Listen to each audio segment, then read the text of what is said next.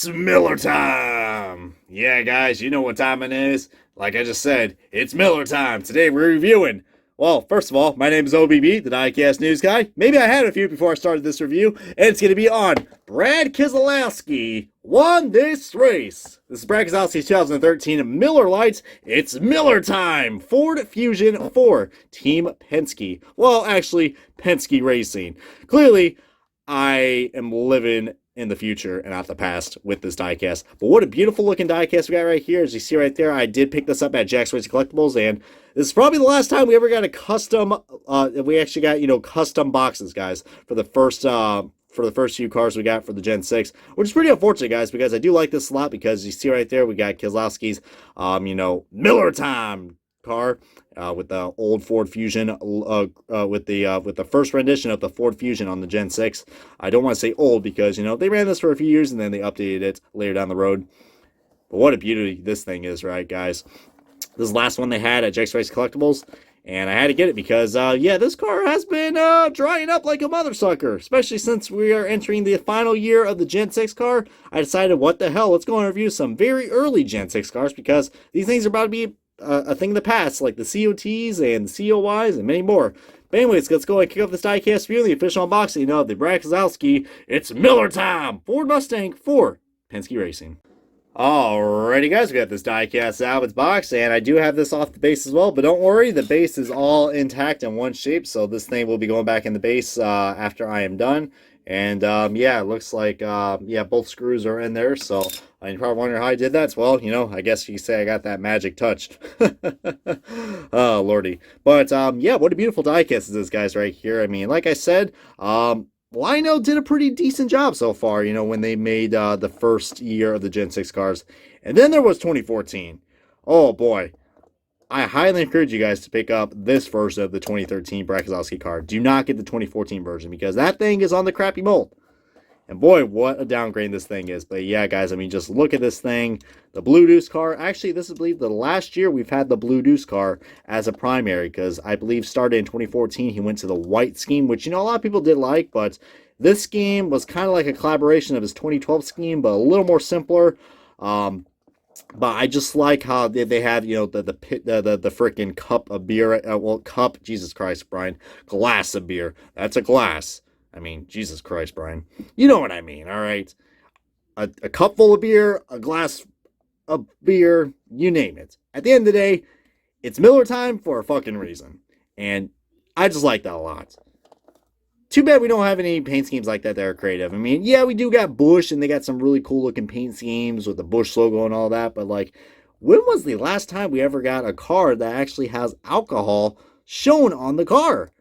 Exactly my point. And Miller, man, I tell you what, Miller Lite has a lot of cool paint schemes, guys. I mean, I mean, this is cool with the glass, but I do remember, Kurt Busch's Miller car from, 2010 or 2011, where, especially in 2012 as well, with Brad Keselowski's 2011 and 2012 diecast, where the actual the freaking beer is pouring out from the bottle into the glass. I mean, that was cool.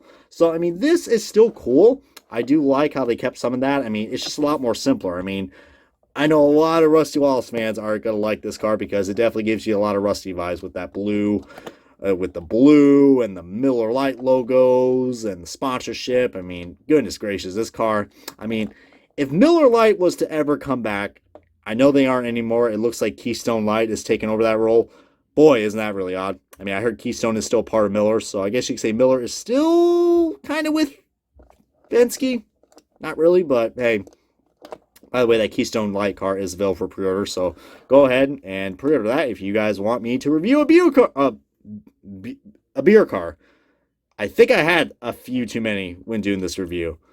But, the Miller Lite logos you see right there. I mean, I know I said, Lionel did a good job, but yeah, where are the Ford logos? Well, these weren't implemented until later in the year, if I'm not mistaken. So, yeah, and we do have a little bit of a gap right here, but, nowhere near as bad as what we have now. I mean, decal quality actually looks pretty damn nice on this, to be honest with you guys. I mean, not really lined up too much right there, but compared to, like I said, what we have now, far times better. I mean, I don't even think I see any paint chips on this diecast as far as I know. And look at the paint quality on the wheels. Perfect. It's not all, mix match and blotched out. We don't have any black spots like we do later down the road. And look at those Goodyear tires, man. The three-dimensional Goodyear tires.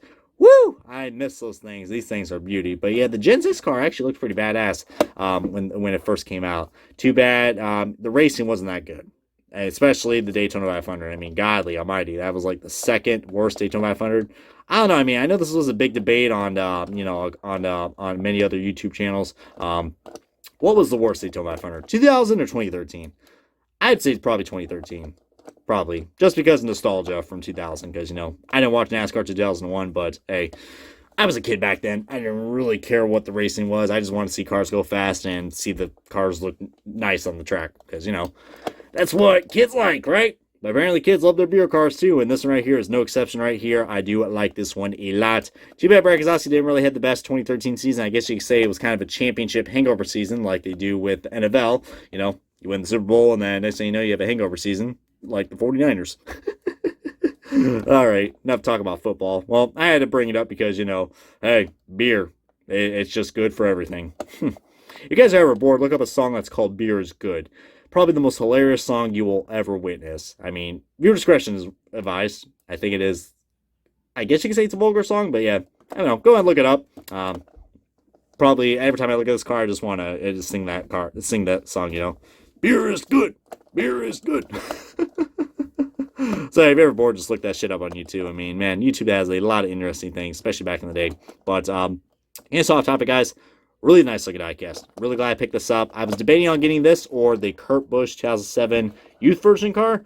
I probably should have got that one, but there was a lot of yellowing on where the plastic is for the packaging, and clearly, I don't even think I even saw this car. 07. At 07, this thing was sold out too. So yeah, people are buying the Miller Lite cars. So, if you see a Miller Lite car driven by Keselowski, get them because they're starting to dry up, and this thing probably is going for like $20 or more. On eBay. So I'm glad I was able to get this for, regular retail price at Jack's Race Collectibles, which, by the way, if you guys haven't checked out Jack's Race Collectibles, highly encourage you guys to check them out. And here is the business card if you guys want to check them out right there. Feel free to pause the video and you can look at that stuff right there. And maybe later down the road, I will visit that place again because, my God, that was definitely worth the 4-hour trip.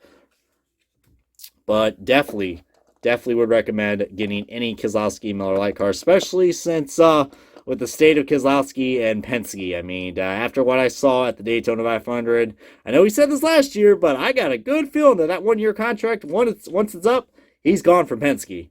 I mean, I think it's safe to say that Keselowski is officially done with Penske. I am no body language expert, but I can tell by looking at his face, he is not happy. I don't know, with his team or his teammate. I mean, clearly, he's not a big fan of his teammate, Logano. I mean, can't blame the guy,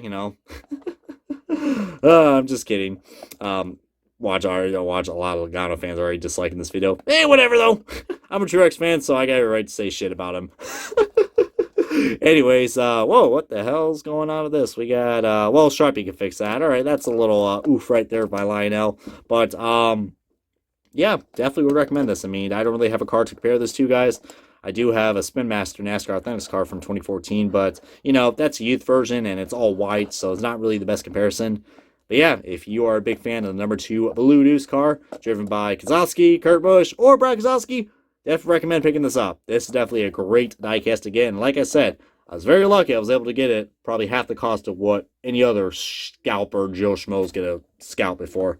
But anyways, guys, this has been OBB, the Diecast News Guy. Thanks for watching this Diecast review of the Brad Keselowski 2013 Miller Lite. It's Miller time. Ford Mustang. Well, not Ford Mustang. What am I saying? Ford Fusion.